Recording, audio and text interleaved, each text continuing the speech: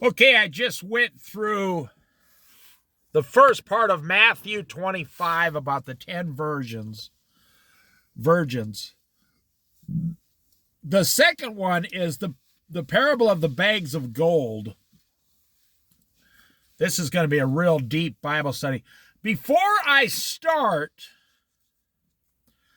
I want to talk about something else for a minute. Success. In my 61 years on this earth, and I've been a manager for 20 years, I've dealt with hundreds, if not a few thousand people. I was saying hundreds of employees. I have a very unique view or experience or position to see what makes people successful and what makes people fail. You know, in today's society, you're not even allowed to say that anymore. You're not allowed to say that person is a failure. We're going to have to give them a blue ribbon anyway just for showing up. No. That's not reality. That's not how God works. The number one quality, and I know you guys want to hear this, the number one quality that I have experienced in my 61 years of life, that every person who has success has this one quality. Every successful person I've ever met, whether it's getting up every morning and running, jogging, or whether it's going to lift weights, or it's losing weight, or it's starting a business, or getting a job, or becoming manager, or doubling your income, or becoming debt-free, or just like me saying, I'm going to drive from Iowa to Colorado and go fly fishing. And I only had a few $100s in my pocket and an old $300 car. And I said, I'm going to drive from Colorado. I'm going to drive from eastern Iowa, the other side of Iowa, all the way across Nebraska, all the way across, halfway across Colorado, and I'm going to stop. I'm going to get an apartment and get jobs and spend several years there going fly fishing and gold panning and doing things that most people would never do in today's society. What the heck? They thought I was stupid, see? What is the number one quality? Now, I hope you're listening. I hope I juiced it up enough for you. What is the number one quality that I see of all successful men and women? Will. W-I-L-L. A little, small little word, will. The will, not the willpower. I would not add the word power on it. I would give that to Jesus. The will to get it done. The will to obtain something you can't see in the future, but you know you want that thing in your life. Now, most people just, I want a shotgun, a rifle, a pickup, a four-wheel drive, and I want a better beer cooler. No, that's for losers. It's okay to have those things, but that's not what I'm talking about. Anybody, you don't have to have a will to get a shotgun. You can just go down and buy a shotgun this afternoon. That's not really a goal in life. That's what people do. It's like a woman saying, I want a certain dress with a certain pair of shoes. That should not be a goal in life. That should just be something you need or don't need. You buy it or you don't buy it. What happens is you go down and buy that shotgun and then you say, I'm successful. No, that's not success. Anybody can do that. So let me go back. The willpower, the will, W-I-L-L, the desire, the burning desire to want what you're trying to go for in this world. And I will add this so I don't forget to add it. Every person I've seen fail in this world, they lacked the will to obtain the next thing. They lacked the will. They had no will. Now, I've met, I worked in restaurants for 25 years. I've met people, they're just there. They come in, they do the job, they wait on the tables, blah, blah, blah. They're no good at anything. They're just warm bodies filling the position. I've seen cooks just stand there. I say, hey, have you ever thought about becoming a chef? Like jacking your whole career up to the next level and doubling your income. They look at me like, you stupid or something, Dave?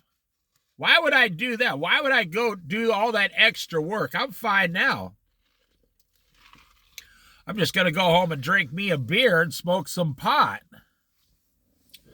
I have personally witnessed numerous amounts of people that had nothing. Absolutely nothing. 3 years later, 5 years later, you would not recognize that person on the street.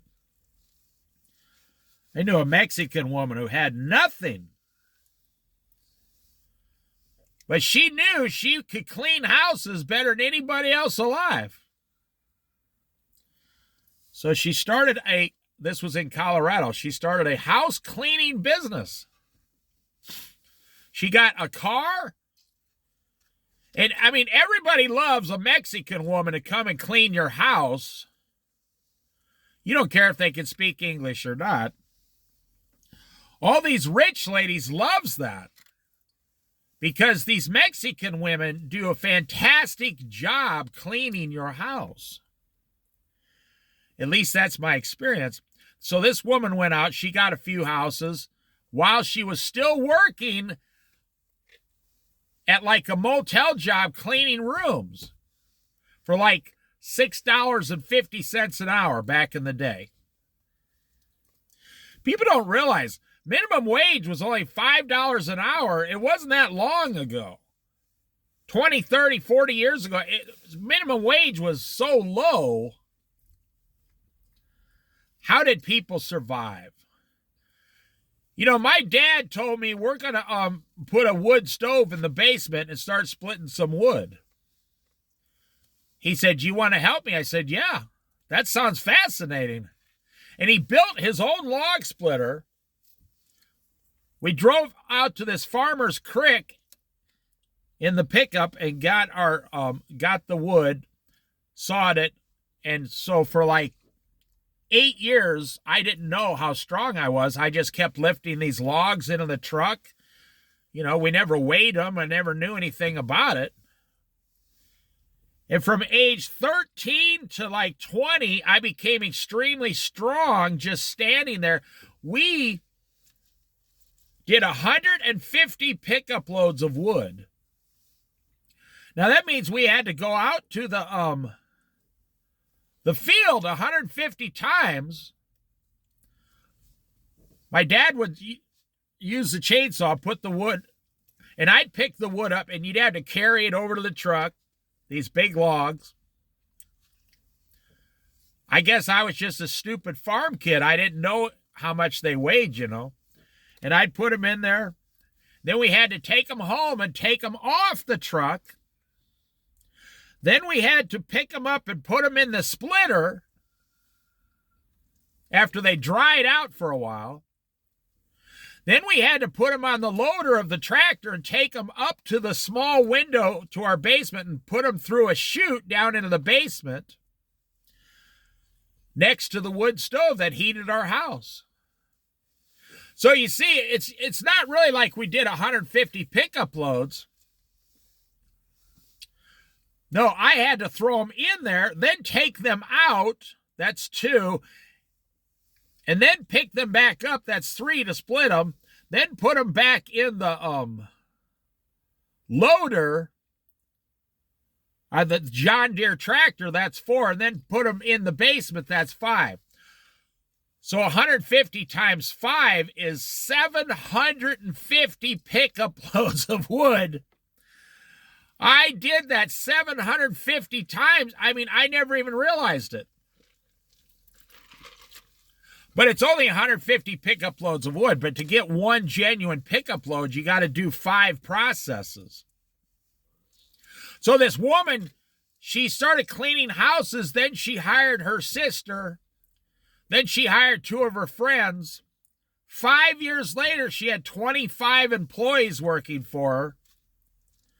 And she had a small office for like $300 a month somewhere. This woman literally went from $6.50 an hour, you know, working at a motel. Now she was making about $100,000 a year on her end profit. She could barely speak English. She was in this country legally. Yes, she was legal. Otherwise, she could have done all that stuff. She had to get a business license. She had to hire a lawyer. She had to get customers. She had to get friends to help her. She had to do like 29 different processes. And 5 years later, she's making $100,000 a year. And she's employing 25 women full time. Now that is fascinating. And she has this motto, 100%, nobody steals anything out of the houses. 100% honesty and 100% satisfaction in cleaning. And the women she hired,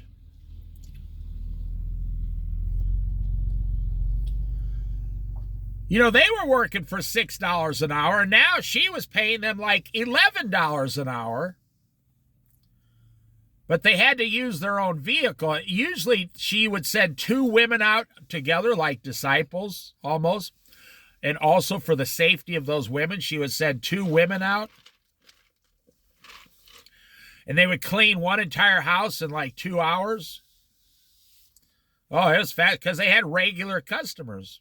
They also took other cleaning jobs. And Will, W-I-L-L. And I wanted to bring this up mostly because of this next parable of the bags of gold. I'm not going to give much information, but I know this guy, he's retired. And I see him walking around every once in a while. Every spring, summer, and fall, he disappears somewhere into Central Oregon.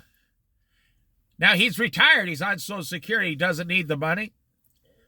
He goes out somewhere for like 5 months camping out of the back of a truck. And he spends the whole 5 months gold panning. You'd never even, if you saw this guy walking down the road, you'd never think, you just think, oh, there's an older retired guy. He's in good shape. He goes about 5 months out into Central Oregon and comes back with several ounces of gold every year. And he does it just as a hobby. Like he'll come back with, say, 6 ounces of gold, get like 1 ounce a month is all. He'll come back with 6 ounces of gold, which is, about $12,000, but it's really like $7,000 after his expenses. I asked him, I said, when did you do it? He said, just recently. He said he just wanted, it's something he just wanted to do. And he didn't know anything about it. He just willed it, and he just started doing the work. Like my dad, 150 pickup loads of wood, and only me to help him. And we've never done it before. We just did it. It's like when we built our house. We built a 4-bedroom house. We've never built a house before. My dad just started doing it. Oh, it was a fascinating way to grow up. I grew up kind of spoiled, actually. I was very spoiled out there on the farm with my dad. When I used to hire people in the restaurants, I'd say, I'll take anybody with a good attitude, the will to be there at the job, and zero experience. I will take that over some old waitress who has all the experience in the world, but she has a real bad attitude about life. If you got a good attitude, and when they would come in for the interview, I would say, tell me about your attitude. I don't care about your experience. I can teach you how to take pancakes out to someone's table. I mean, not to make light of it, but I can teach you the best way to do that. I want to hear about your attitude. I want to know what kind of an attitude you have about life. And they tell you, people tell you the truth. They say, well, I don't really have a great attitude. This isn't my best job. I really don't want to be here. I'd say, okay, then why are you applying for this job? Or I'd have people come in and say, if you hire me, I have the best attitude on the planet. And I could tell if they were telling me the truth. I'd say, okay, you're hired. You got the job. I don't care how much experience you have. I'd rather take a person who has no experience, and then I will train you the correct way. If you have the right will, the willpower, the attitude, if you have the desire to achieve. Okay, let's go in. We're at Matthew 25, verse 14. Chapter 25, verse 14. This parable is so amazing. I will try to keep this video under an hour. Again, it will be like a man. They're saying again, meaning what is the kingdom of heaven like? So Jesus is saying once again, meaning he's giving you yet another example. I've told you the Bible just repeats itself. The Bible just repeats one story after another. They all have the same meaning. Once you read the entire Bible, you come across a basic theme. Now, why is that? Well, because, look at those ducks, beautiful. Because God cannot change who God is. You see, God is who he is. God says, I am the same yesterday, today, and tomorrow. I, God, do not change. God is like these ducks. These ducks do not change. They're going to do the same thing every single day. You know, they live 4, 5, 6, 7 years, whatever. God is always going to be the same. He's never going to change his mind, because that would be going against his, that would be God going against his own rules. And it's not even possible that he could do that. So that's what it means. Again, it will be like, again, comma. I know you wouldn't think you'd get that much out of one word. He's saying, again, here's another example of God. Here's another example of heaven and earth. Here's another example of, 'What it's going to be like. because God is the same. I'm telling you, once you get on God's side and you get into the flow of what God wants you to be doing, and you can feel when you're doing what you're doing, and you feel God is right there with you. Oh my God, there's no better feeling. You just know everything you touch is going to be successful. See, you go down to your job and you know you're not going to be successful because they keep changing the rules every 5 minutes. And you see, it's unnatural. I'll tell you one quick story. This old-timer guy I met in Colorado Rocky Mountains. Now, I was only about 33 years old at the time. And I saw this guy was in his 60s. And he was out there on one of the major rivers in Colorado. But it was a canyon-like river. And you could drive through this canyon like 18 miles down this stream.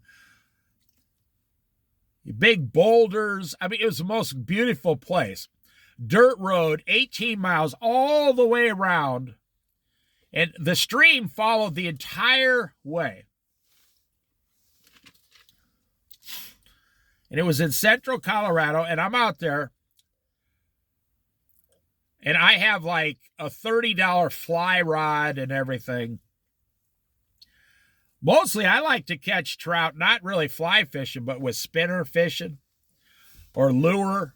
And so I would see guys out there, I'm not making this up, they had $800 fly rods. This was 30 years ago. $800 for a fly rod, and they're not catching any fish, right? They're just not catching fish. They are not catching a dang darn fish. I mean, they got the waders on. It's like these guys who go play golf and they spend $17,000 playing golf because they believe an $800 rod will improve their chances of catching trout. And then I see this old timer, and he was an old timer. Oh, yeah. And he was out there with a bamboo pole fly rod that he made himself for like $25. And this guy was catching fish every 15 minutes. Catch another fish. He knew which ones to keep. Catch another fish. Catch another fish. He was letting most of them go because they weren't big enough. It's funny, I watched a couple fly fishing videos on YouTube, and these guys will get like a 10-inch trout or a 9-inch trout. They're like, oh, look at how big it is. Oh my gosh, this is so big. This trout is so big. Well, I don't know. Maybe they got the it's so screwed up out there now. I don't know, but when this guy, he was catching 10, 12-inch trout, he was letting them go because they were too small. The trout, I'm not making this up, the trout used to be a lot bigger 30 years ago. Have you ever been on the Oregon coast and you come across these old, like 100-year-old towns, and they have actual pictures of people catching salmon on the rivers here?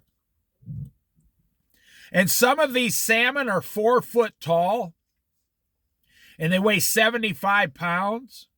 Now, you compare that today, people catch salmon, and they're lucky if they get a 30-pound salmon.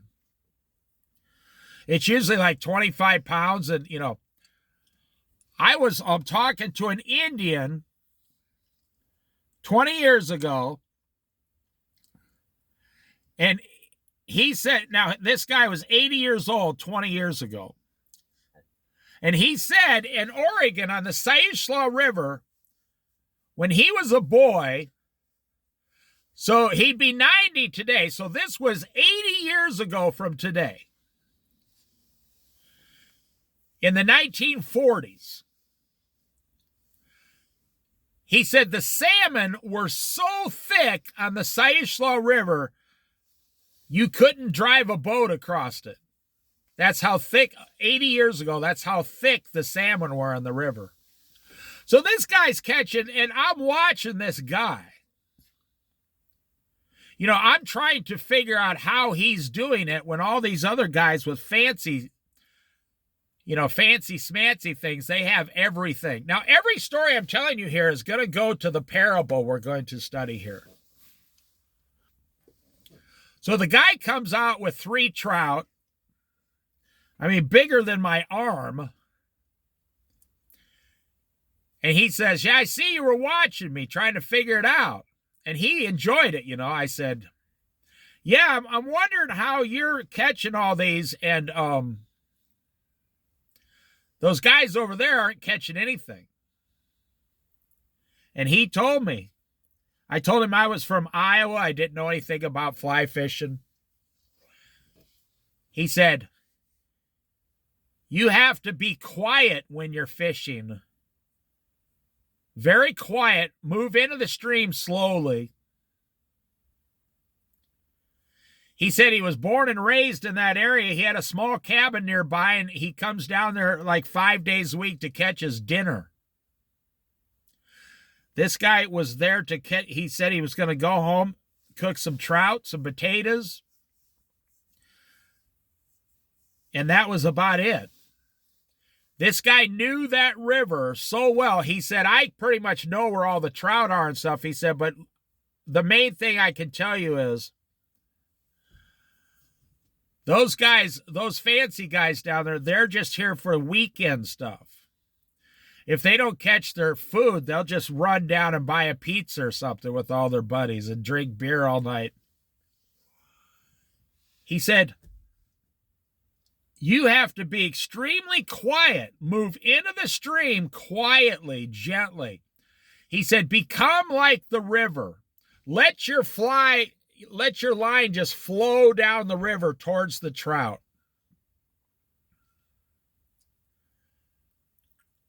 You see,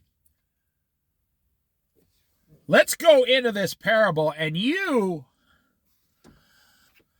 I did what the guy told me to, and I've never been skunked, really, when I go fishing. It's really funny because I did exactly what the guy told me. And all the fancy guys would drive by in their, back then in their $45,000 trucks. And they would say, how are you catching those trout? I was catching them on a Zepco, like $20 fly rod.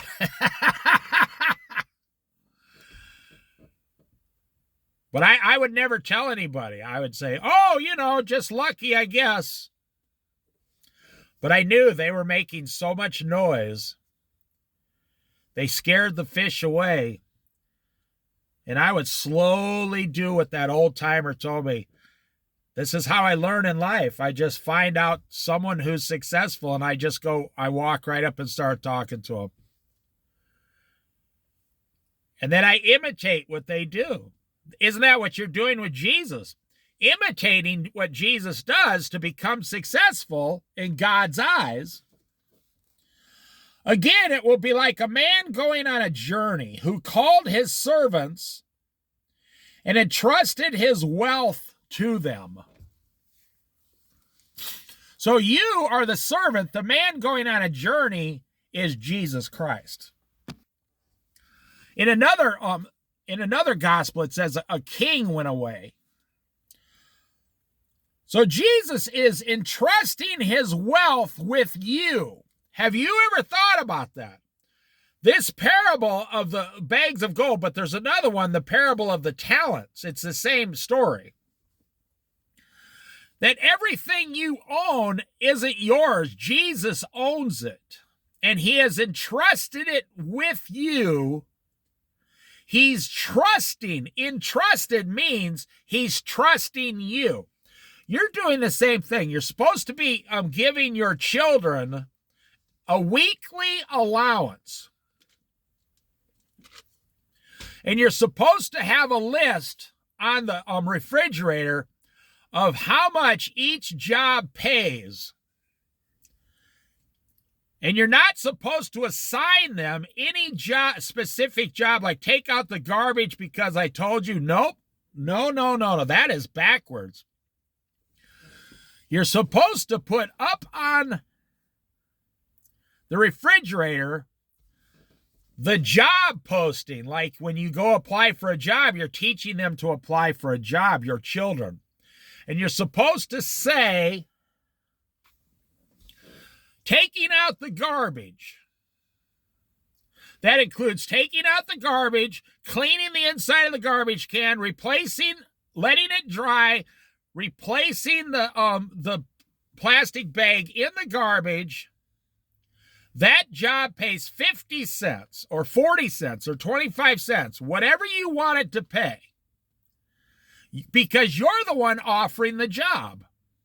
That job pays 50 cents, and it needs to be done, 3 or 4 times a week. And then you let your children see if they want the job. Well, if you want some money, you go to work. You can make the job pay $1. Depends on how much you make and you can afford to, screw around with your kids on this allowance thing. Cleaning your room. You should say, you own the possessions in your room. The job pays nothing. You clean your room because it's a requirement.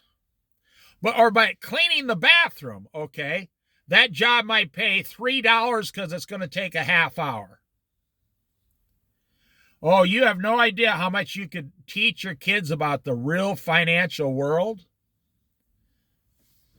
while being in full control of every dime they receive and spend. I feel sorry for these kids. Their parents are like, yeah, I'll give you $50 a week for doing nothing, and a cell phone, and all these possessions. Some kids, if you add up their video games and their playing cards and all these video games inserts and all their music stuff and their headphones, you should never go down and buy your kid a $500 pair of headphones. I don't care if you aren't rich. They have to earn the next thing they're getting. Again, it will be like a man going on a journey, that's Jesus, who called his servants and entrusted his wealth to them. So you see, Jesus is coming back one day, and we are sitting there. Have you ever thought about it? Everything you have, everything your hands touch, what does the Bible say? Every word you speak, every action you take, you will be judged one day on every single word you spoke, every action you took. That is for believers, that is not judgment day. That is when you receive your crowns. To one of his servants, well, I want to emphasize, and he entrusted his wealth to them, his servants. Jesus is trusting you with something he actually owns. To one, he gave 5 bags of gold, to another 2 bags, and to another 1 bag. Right there, he's already saying something about these servants. It's obvious he trusts the one servant that he gave 5 bags of gold to way more than the one he gave only 1 bag of gold to.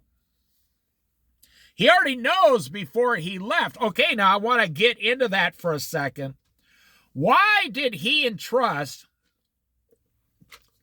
one of his children with 5 bags of gold, one with 3, and one with only 1 bag of gold?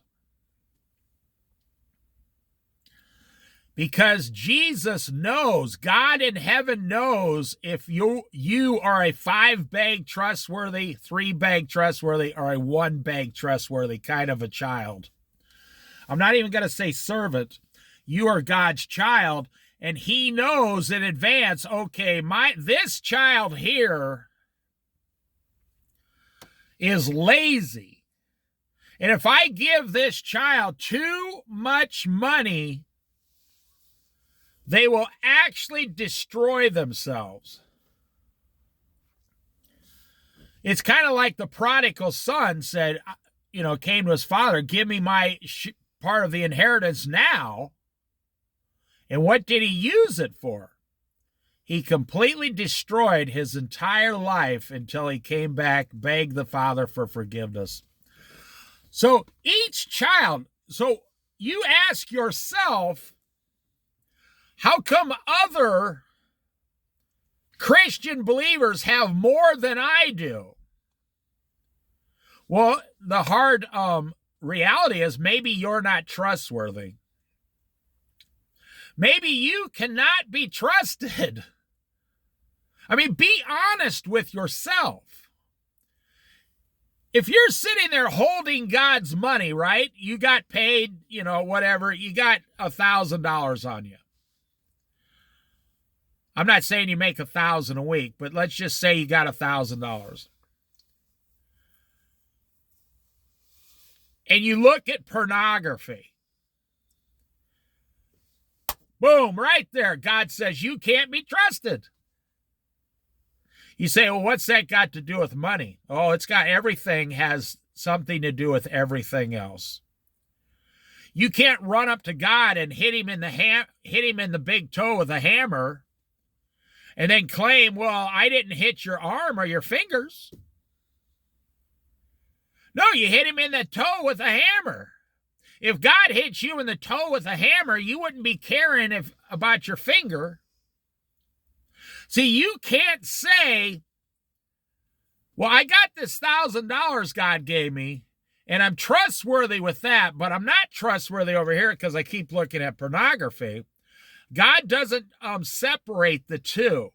He takes all of your actions into the one child and looks at the whole situation of your life. So you say, hey, I'm financially trustworthy. Why won't God give me more? Because you're looking at pornography.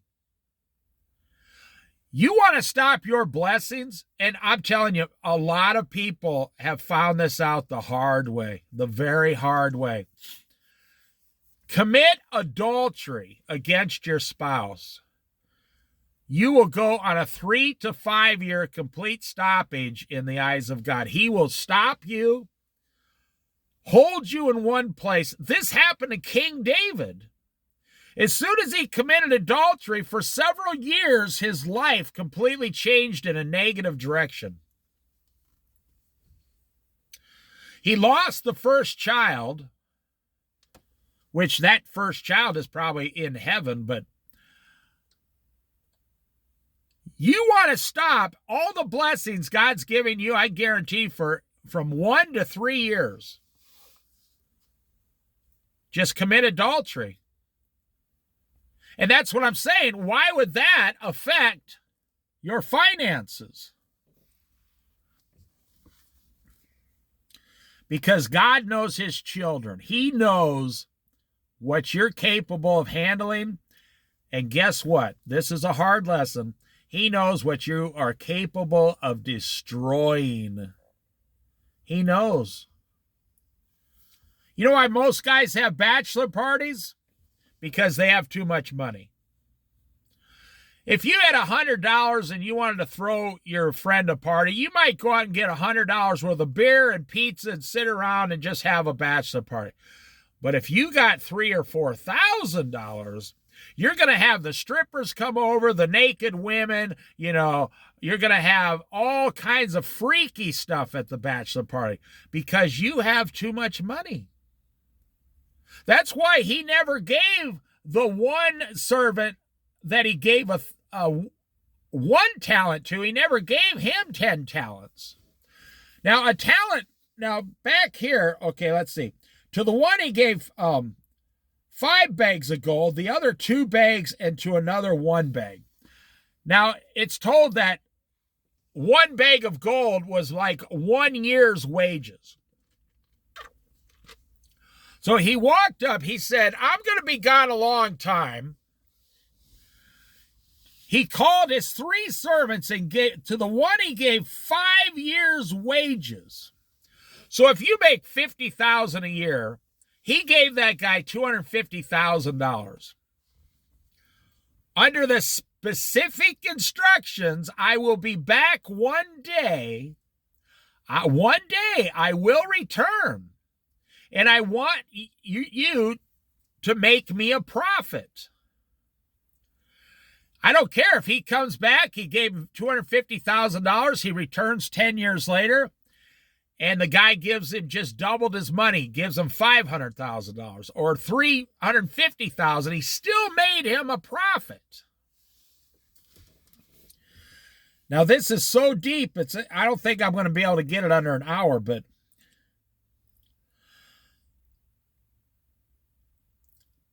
then he went on his journey.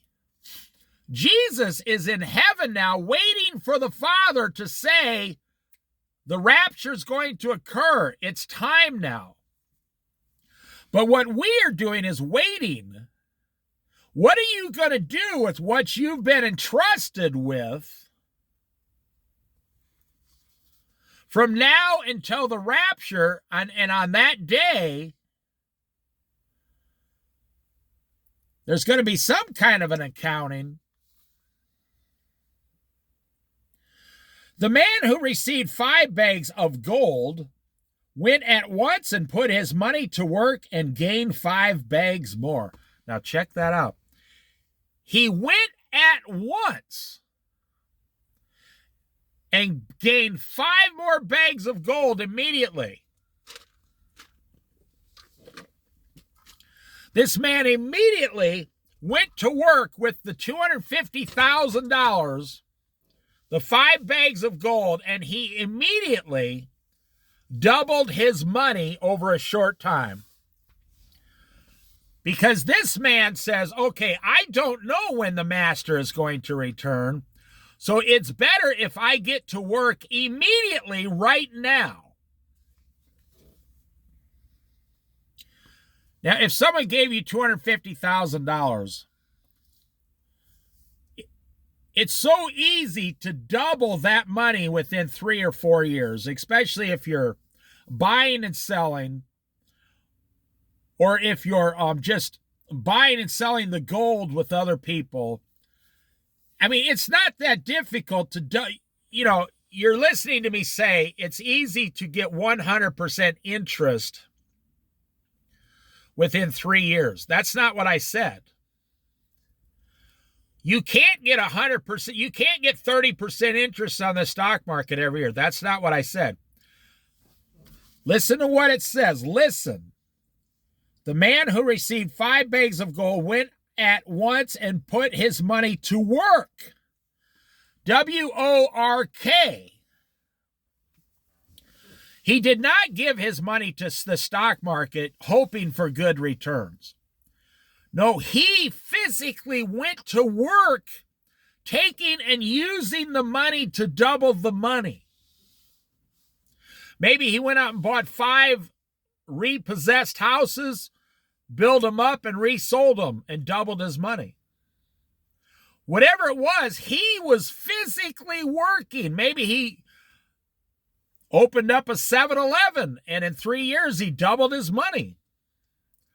Whatever it was, he immediately, then he went to work, and then he doubled the money for the master immediately.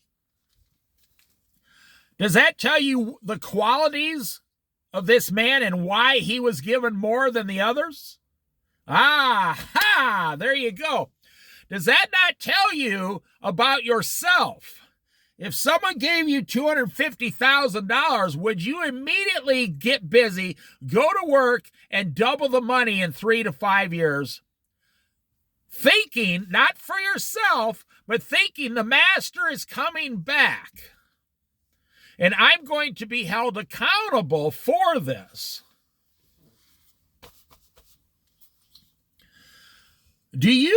Are those the 3 qualities that you have when God gives you a blessing? Like with the word of God here, God gave me the Word of God, so I decided to put the Word of God up on YouTube for people to listen to. The Word of God never goes out void. I'm doing what the Master told me to do.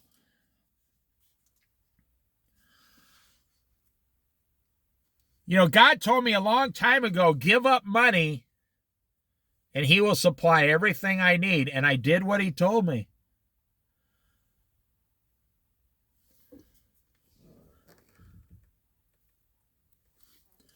Okay, let's go to the second man. So also the one who had 2 bags of gold gained 2 more.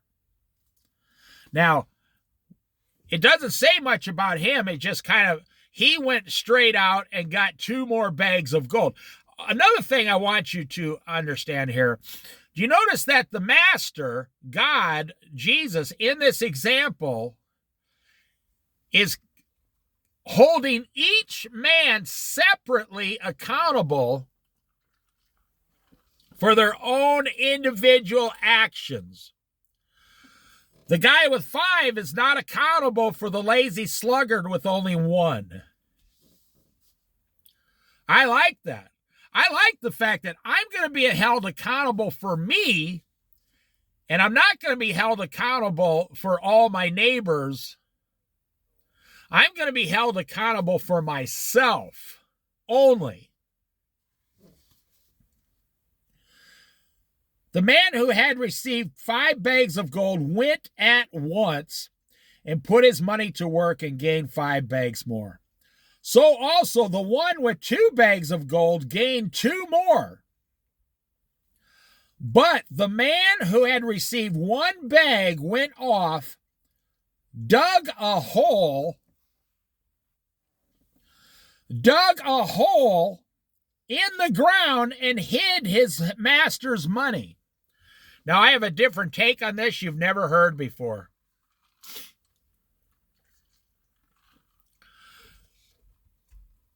I take the story as the master went away in another gospel, it says it was like a king going away to war. His king went away to war in another country. And this guy took the money because he's a lazy, worthless, no good sluggard. And he put the money in the ground. Why would you not at least just put the money at the bank and gain 5% interest, for example? Why did he dig a hole and hide it and put it in the ground where nobody could find it?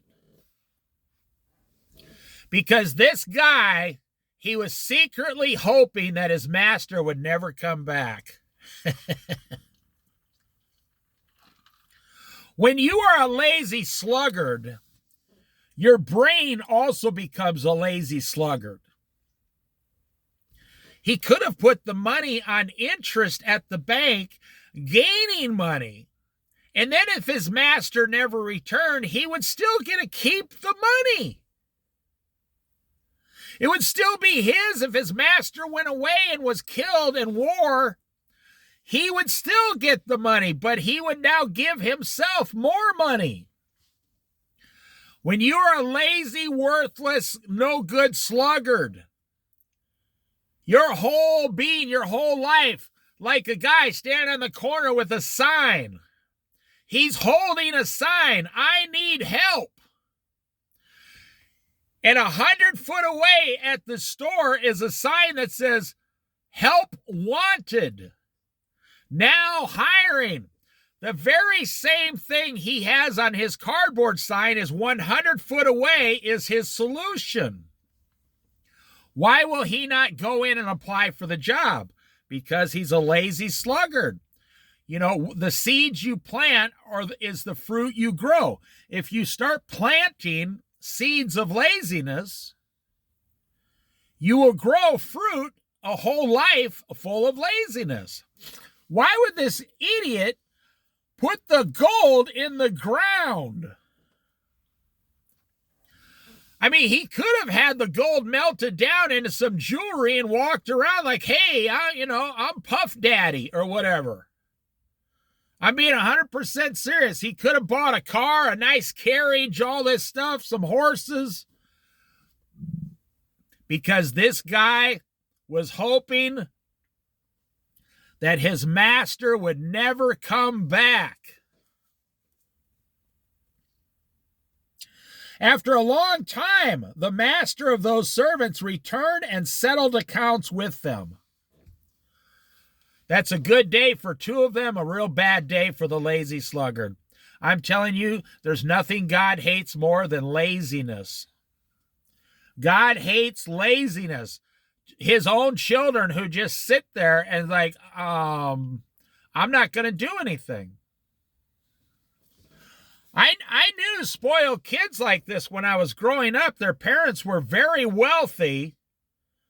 For the 1970s, their parents were millionaires. And their children, unfortunately, didn't even know how to barely tie their own shoes. Because every single thing was handed to them.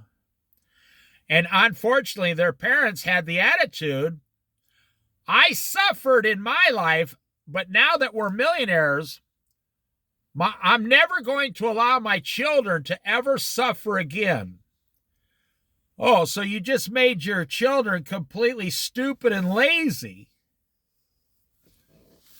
Yeah, pretty much.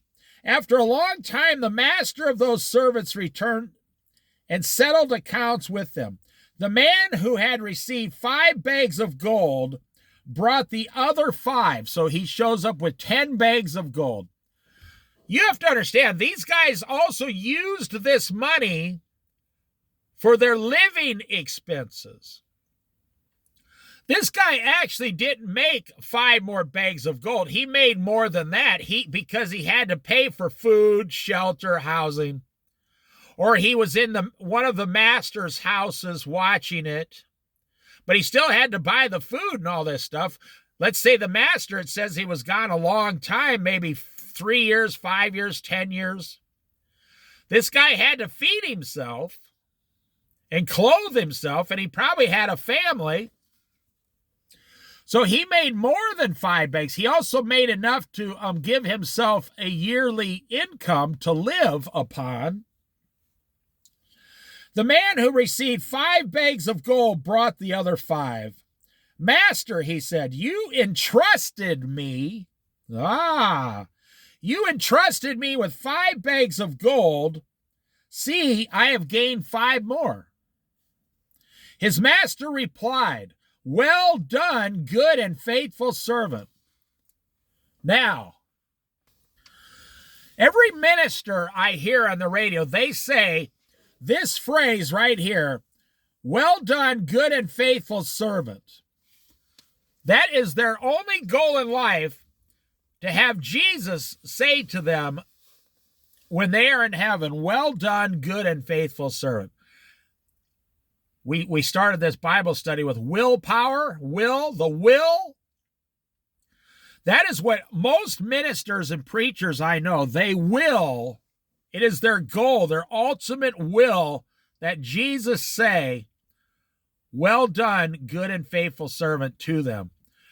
Now, what have they been faithful with? They're not talking about just money. They're talking about the congregation, the people that came to their church, the people that the Lord, the Master, entrusted them with to tell them the truth about the Bible. Well done, good and faithful servant. You have been faithful with a few things. I will put you in charge of many things. Come and share your master's happiness. That is after the wedding banquet. This is after the wedding banquet. Look how fast that boat's going. Whoa, that thing's moving.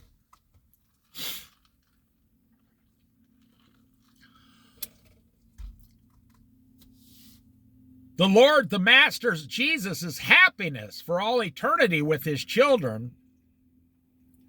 In another gospel, it says, put that man in charge of 5 cities. Now that also in the other gospel, that speaks to the 1,000-year reign of Christ. When Christ is going to rule the earth and all the governments and nations for 1,000 years, and you and I, as his children, faithful children, we are going to be put in charge of cities. Oh man, that just sounds fascinating. This one guy, he just received 5 cities during the 1,000-year reign of Christ to be in charge of. The man with 2 bags of gold also came. Master, he said, you entrusted me with 2 bags of gold. See, I have gained 2 more. His master replied, well done, good and faithful servant. You have been faithful with a few things. I will put you in charge of many things. Come and share your master's happiness. Now, I want to say here, how come Jesus didn't tell the one with 2 bags of gold, how come you didn't gain more like the other guy? No, listen to what he says. You entrusted me with 2 bags of gold. Then the master says, you have been faithful with a few things. Now, have you ever thought to yourself that your life, you look at your house payment, your car payment, your used car payment, your credit cards, your student loan, your store credit cards, all this stuff is just overwhelming your whole life, and you think to yourself that the whole world is like resting upon your shoulders. No, that's not true. Jesus says very specifically here, even to the man he gave 5 years' wages.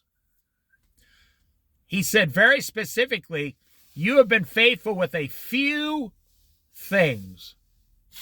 Do you ever think to yourself that Jesus is up there and he decides who gets what, which is true, and it all depends on what you do with what he gave you? It's kind of like the fishes and the loaves. Here's a small boy with 3 fish and 5 loaves, or whatever it was. You see, King David, before he was king, the boy, he was faithful with being a shepherd.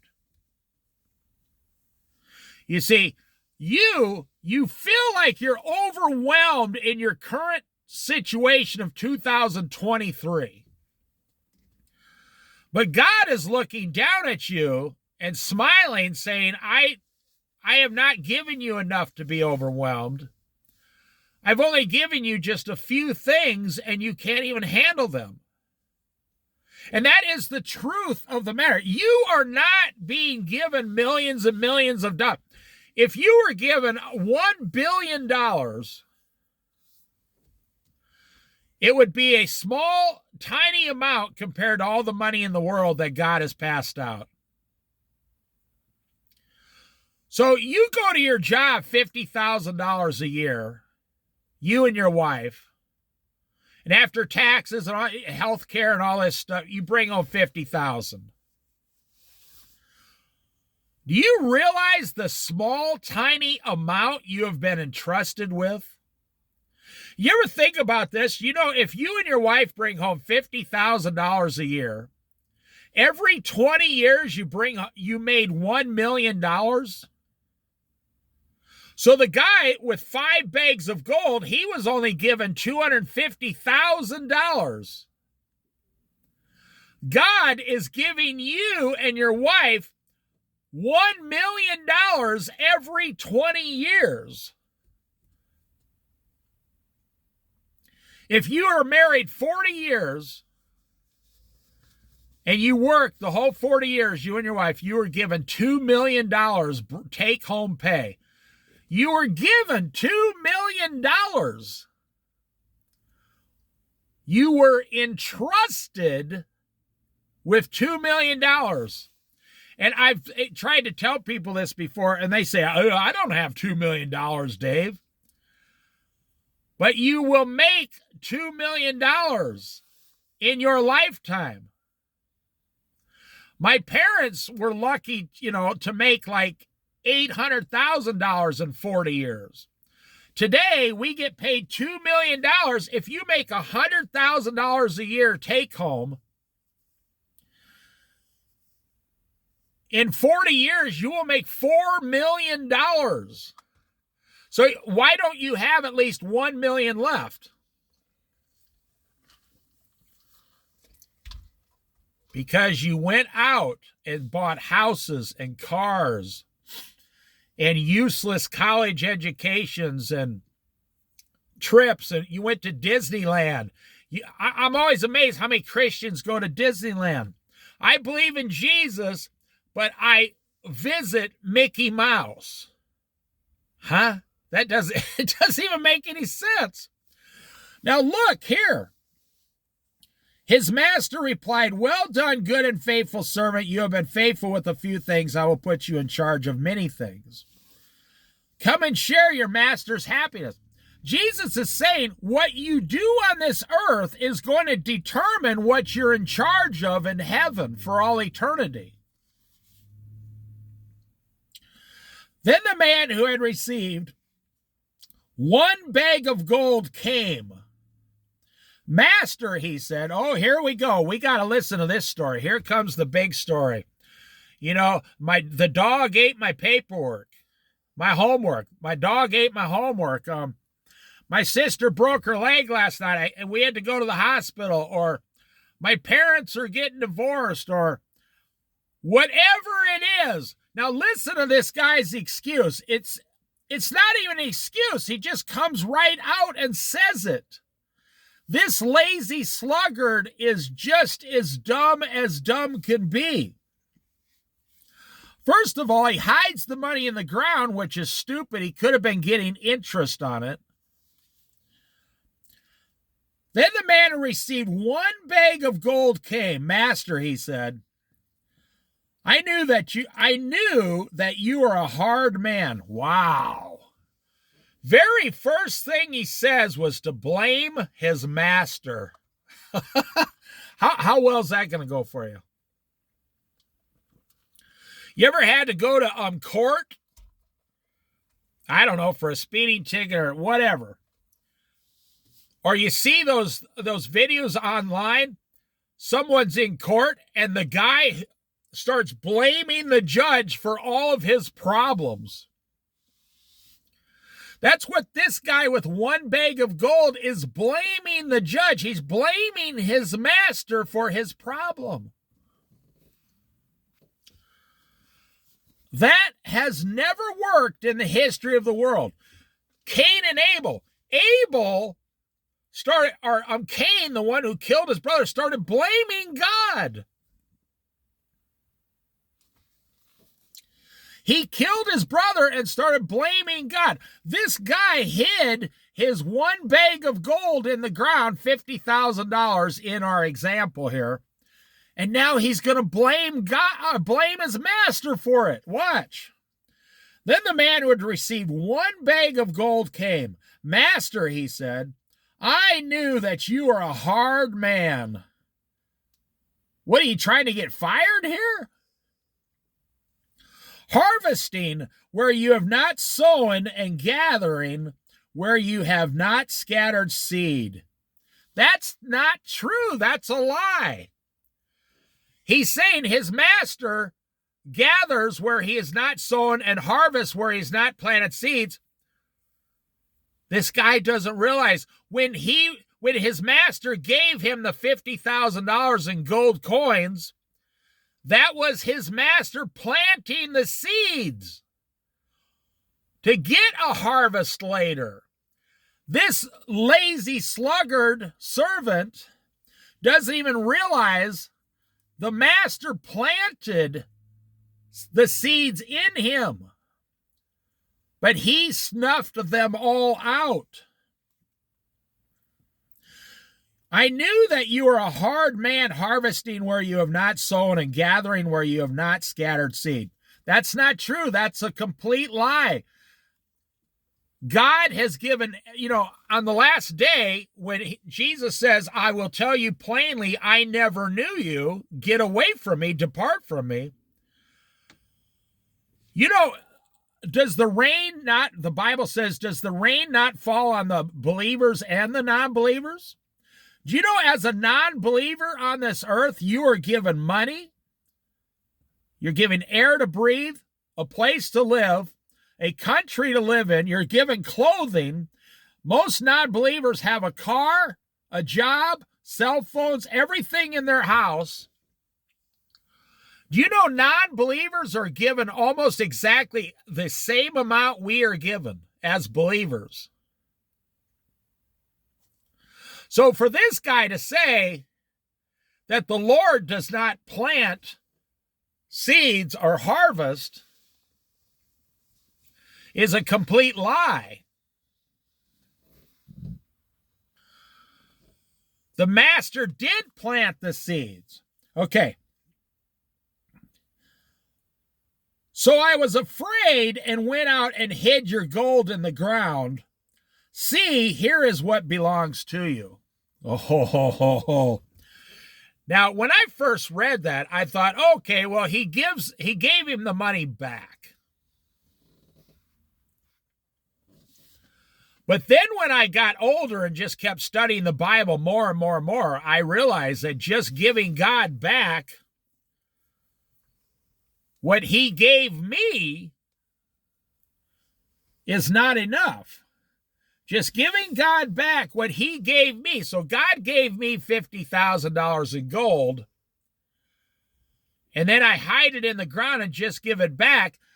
Wouldn't the master say, well, at least I got my money back? No, that's not good enough for Jesus.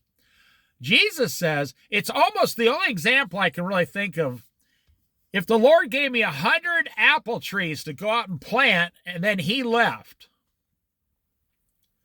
and I gave him back the apple trees just the way he gave them to me and said, here's your apple trees. I never did plant them in the ground or anything. You see, the master's thinking he comes back in 10 years, he's going to have, at least 70 apple trees producing apples. But I just give him back the apple trees and say, well, I kept them alive in a planter, and that's all I did. I hid the money in the ground because you are a hard, mean servant or master. You are a hard master, a mean master, and I was afraid of you. Boy, that is a lame-o excuse. Lame, lame, lame.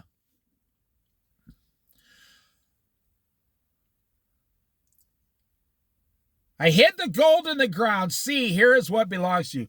How does Jesus Christ reply here? Now remember, everybody thinks, God is a God of love.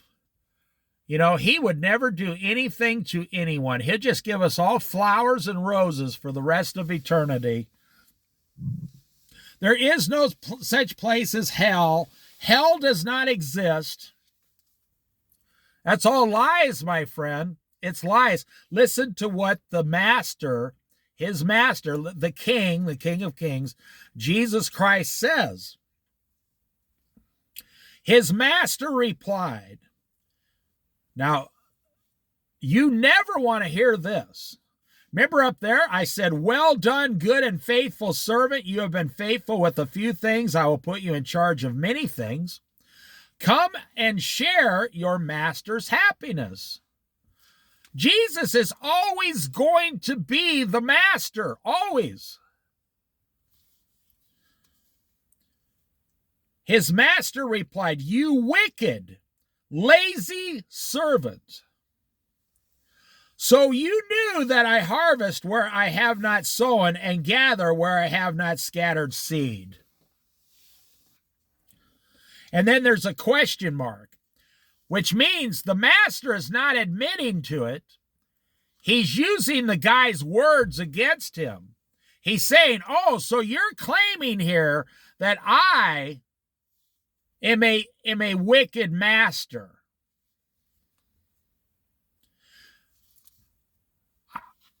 I wouldn't suggest how to get along with Jesus, call Jesus wicked. No. So you knew that I harvest where I have not sown and gather where I have not scattered seed, question mark. Well then, comma, you should have put my money. Okay, it's not the servant's money. It's not your money. That's not your house. That's not your car that you bought. You took some of the master's money and you bought a car for yourself so you could look good. So you could pull up to your job. I mean, don't try to deny it. Just admit it. It's the first step to recovery, seriously. You remember the first time you pulled up to your job with a brand new, SUV and you're like, hey, I look good. You sound like Ron Burgundy, in that movie, Anchorman. I look good. That's envy of neighbor and pride. It's everything. That's like saying I took your money, master, and hid it in the ground and I spent it on myself to look good and feel good. Well, then you should have put my money, the master's money, not the servant's money. The money never belonged to the servants. That's why the first one with the 5 bags of gold, he recognized this is not my money. I want to go out and double it as fast as I can and get the process over with and finished so when he comes back, I can hand it to him immediately. He knew this is not his money.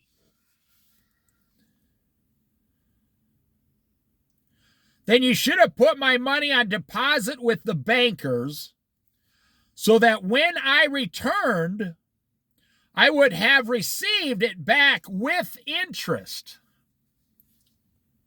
Now look what happens. You think the master's going to be happy he got his money back. That's 100% wrong. The master says, so take the bag of gold from him. So, there's this situation there. The master's in the house, sitting in a chair. He's got his guards around him. He tells his guards, go down there and take the 1 bag of gold away from this lazy servant. Now, this speaks to the last day, judgment day, when all those who are lazy like this man, non-believers, that's what laziness represents in the Bible, is a non-believer. And they are thrown into hell, and everything they had will be given to those who were believers. It's one of the most profound statements God has ever made in the Bible.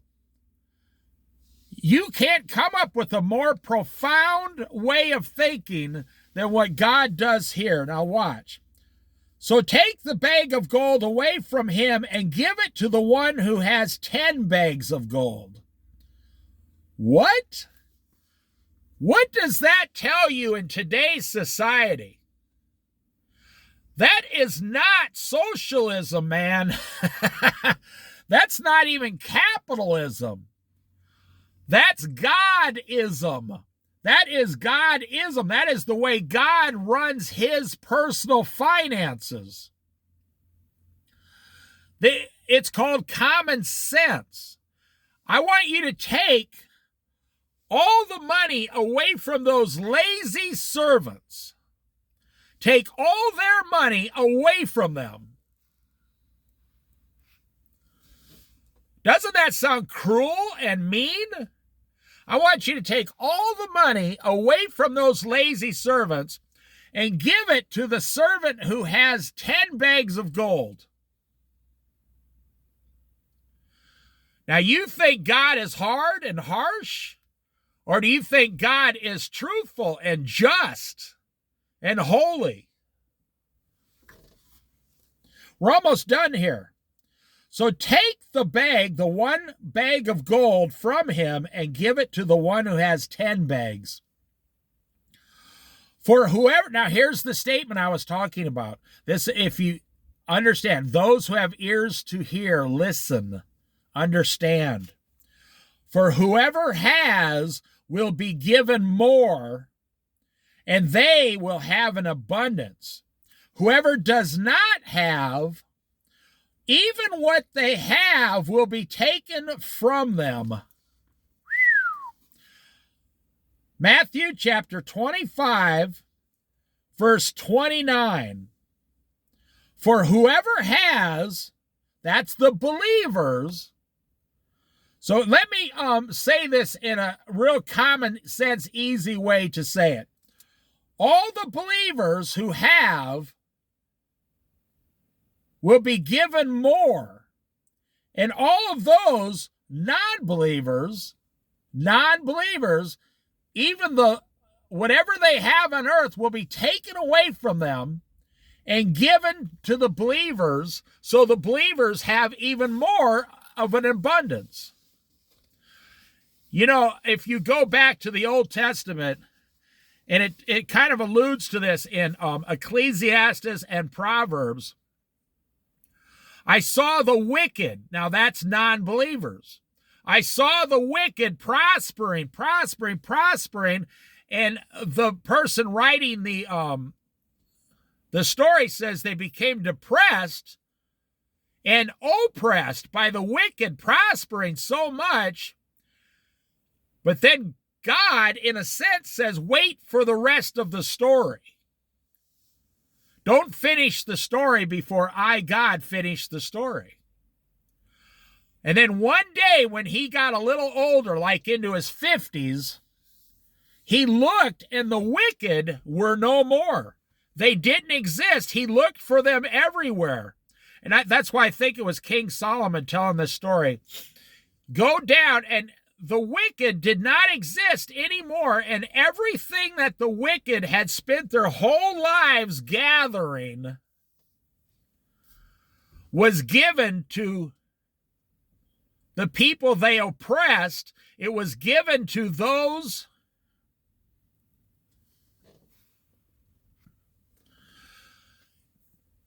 and everything they spent their entire lives collecting was given to the believers instead. And then when the believers may have worked and suffered for 30 years, but then when they got into their 50s or 60s, everything was given to them. Now, I've seen this happen on earth.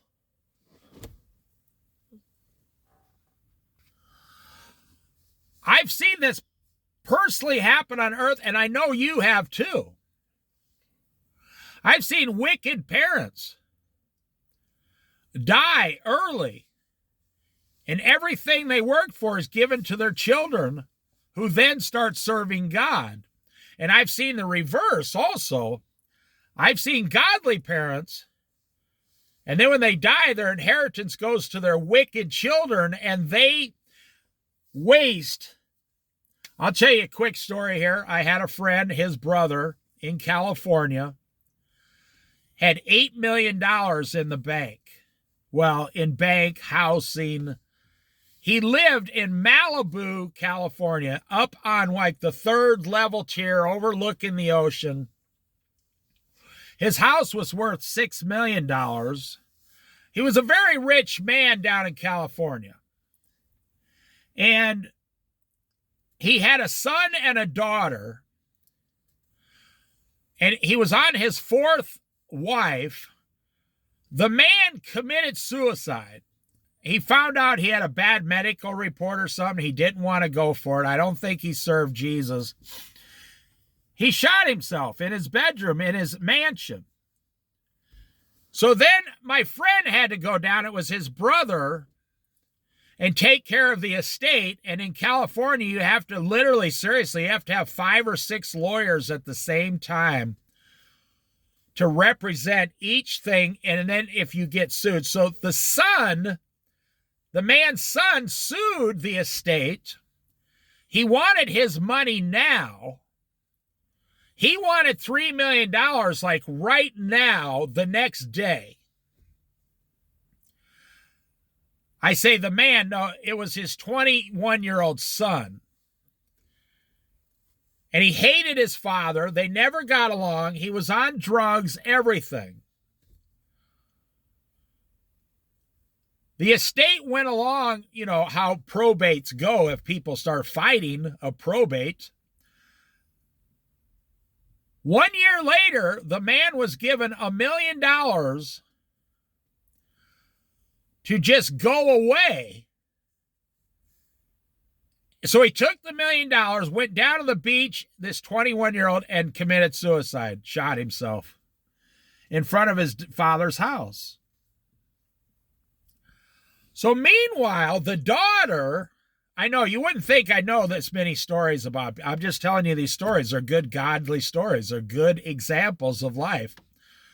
The daughter, who was married, who had 2 beautiful children, she inherited the entire $6 million after like 3 years. But guess what? She was already a faithful steward of money. She already owned her own business. She was already worth $1 million, her and her husband. She didn't need the $6 million. She was already successful because the way she lived her life. So now she got this money and she was using it to increase her business.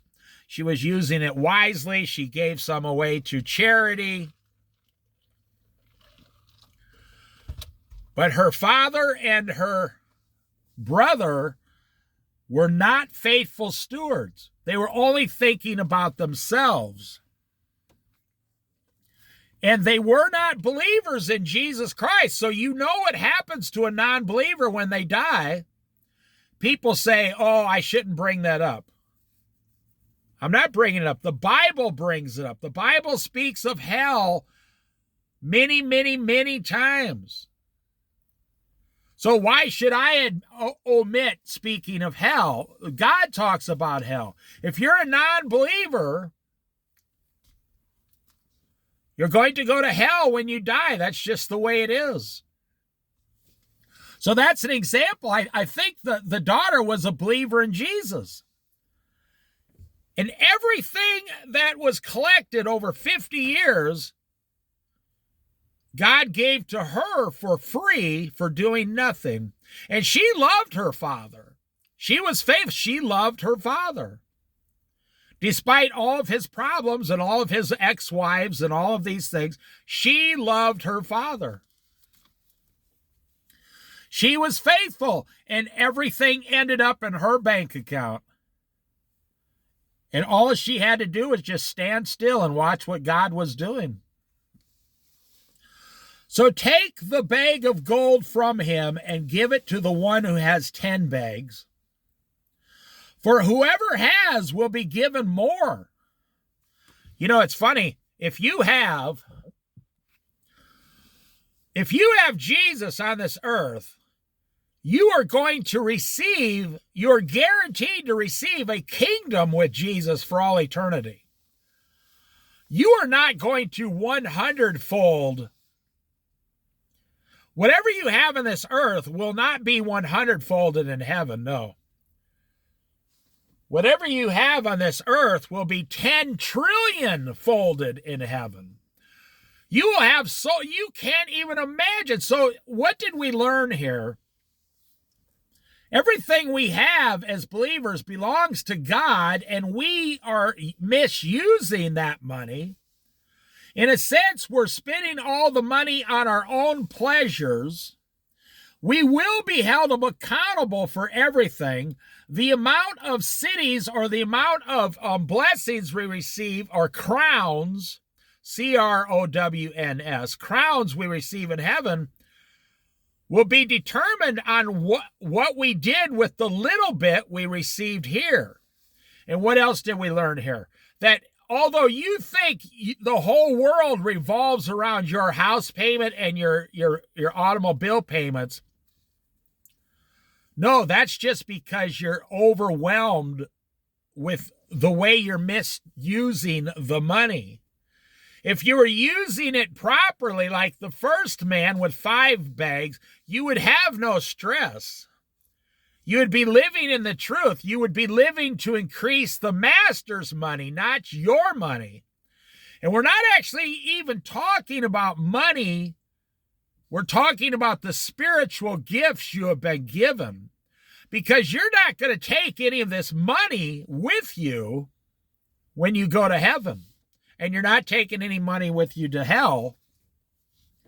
Okay, here's the end. Whoever does not have, even what they have will be taken from them. Now, watch what he does. Watch what Jesus does with this servant. Those of you who believe that God is only compassionate and only full of mercy and God would never harm anyone. Okay, watch. And there is no hell, and everybody automatically goes to heaven, or everybody's reincarnated into a cow in India, and throw that worthless servant. Now, these are the red letters of Jesus Christ. This is Jesus speaking. And throw that worthless servant outside into the darkness, where there will be weeping and gnashing of teeth. Well, that's hell. Now, I want you to think about this. I will end with this. What happened to the faithful servant? He was given more. What happened to the unfaithful servant? The little bit he had was stripped away from him. He was beaten and he was thrown into hell. Now that is the authority and wisdom of God the Father, says that's the way it is. The faithful, believing in Jesus Christ servant, a man who believes in Jesus or a woman faithfully, you won't get double. You'll get cities upon cities to control. And then the little bit that the non-believers, the unfaithful have, they're going to strip that away and give it to you. And you will have even more. Wow. And then you are going to go to heaven with all these eternal blessings and riches, while the other man who rejected Jesus Christ is going to be thrown into hell for all eternity. And why? Was it God's fault? What does these two things rest upon? Question mark. What do they rest upon? The actions you took. And that is why I started this chapter talking about will, free will. I would rather be with someone who has will, the will to achieve, the will to serve God, the will to keep going no matter what happens. Because someone with a bad attitude, who is a lazy person, there's almost absolutely nothing you can do for that person. Now, I used to ask God when I was young, I say, now I'm talking about, I was under 15 years old. I'd say, so hell must, I say, Lord, is hell only temporary? Like, okay, you're going to punish these people for like 10,000 years, and then they're going to understand what they did wrong. And then you're going to let them out and come into heaven. And the Lord told me, no.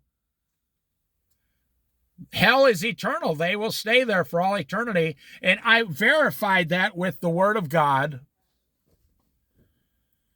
And when I grew older, the Lord taught me over the years, they're never, ever going to stop. They're never, ever going to stop doing what they're doing. If they're in hell 10,000 years, they're still going to have the same bad attitude they had when Jesus gave them all these opportunities. Just like this servant. He's blaming his master. The people in hell are blaming God. During the 7-year tribulation, instead of falling on your knees and asking to be saved, what does it say in the book of Revelation?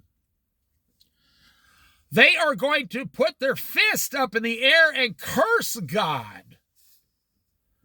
They are going to curse God to his face. So that's what God taught me over the years. They're not going to change. Now, there are some non-believers on earth who are going to become believers. That's not what I'm saying. I'm talking about people going to hell because of their own choice and their own actions and their own non-believing attitude and their unbelieving beliefs. They are going to hell. And I thought if they spend 10,000 years in hell, well, surely they would wake up. Not true. It says something about the 1,000-year reign of Christ on the earth, and at the end of the 1,000 years, the devil will be let loose out of hell for a short time to see who he can deceive. And apparently there's going to be people living on the earth somehow that they did not die during the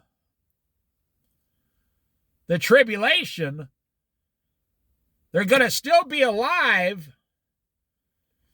And apparently, I don't have any proof of this, but this is what other ministers say on the radio, that some of those people, after serving under Christ, perfect, they are going to be deceived and have to also be thrown into hell with the Lord. Now, we're the only ones that are going to live 1,000 years, but these other people, I don't talk much about it because I don't know much about it. They lived under Jesus Christ. Now, are they going to live 120 years each, or are they going to be like Moses and live 900 years? I mean, not Moses, Noah, and live hundreds of years? We don't know. But they lived perfectly under Christ's reign. Christ is going to be in the new city of Jerusalem, reigning for 1,000 years, and we are going to reign with him. But these other people who saw how perfect it was, they are still going to be deceived and turn away from Jesus. So that's your answer. Everything they have will be taken away from them and be given to the believers. I guess that's all I had to say about it. I mean, there will be nobody in heaven who is not willing to serve Jesus Christ. Nobody. There's not going to be anybody on this earth who doesn't want to serve Jesus Christ not on earth, in heaven, who doesn't want to serve Jesus Christ for all eternity. But the decisions you are making today about your house payment, your car payment, your finances, the way you train your children, the amount of time you use to study your Bible, the things you do at your church, the things you do in this world to get out of the world.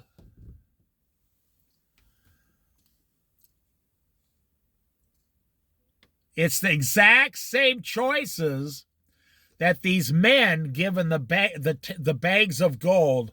You're in the exact same story, the exact same parable, and you're going to be held accountable by the master the exact same way they were held accountable.